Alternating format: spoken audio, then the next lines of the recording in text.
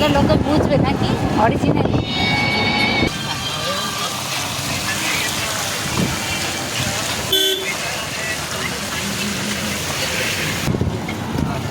এবার আমাকে বলো যে মন্দারমণি থেকে দীঘা যাওয়ার পথে কি কি স্পট আছে?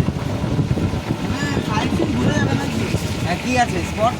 বলতে এখানে আছে কাশপুর, শঙ্করপুর, লালকান্দা ব্রিজ আছে, হ্যাঁ, তারপরে দীঘা, ওল্ড দীঘা আবার ওটা আলাদা, এই দোকানের মধ্যে কি আছে? এইখানে মোটামুটি কাশপুর, শঙ্করপুর আর লালকান্দা ব্রিজ হবে। কি মন্দারমণি থেকে দীঘা যেতে তাজপুর শঙ্করপুর পড়বে? হ্যাঁ, আর তালসারি বলতে গেলে এগুলো পাবেন না।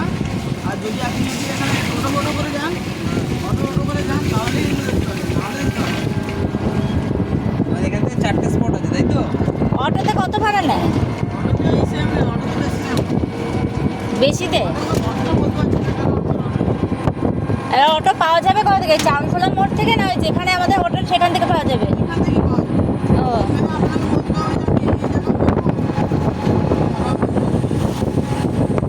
এবার আমাকে বলো যেটা আমি ধরো ঘন্টাখানেক বাদে এই স্পটগুলোকে আমি দেখতে যাবো, তাহলে তার ভাড়া কী হবে? স্পটগুলো একদম দেখতে যাবো না? হ্যাঁ, দেখতে পাওয়া যাবে। তাহলে তার ভাড়া কত?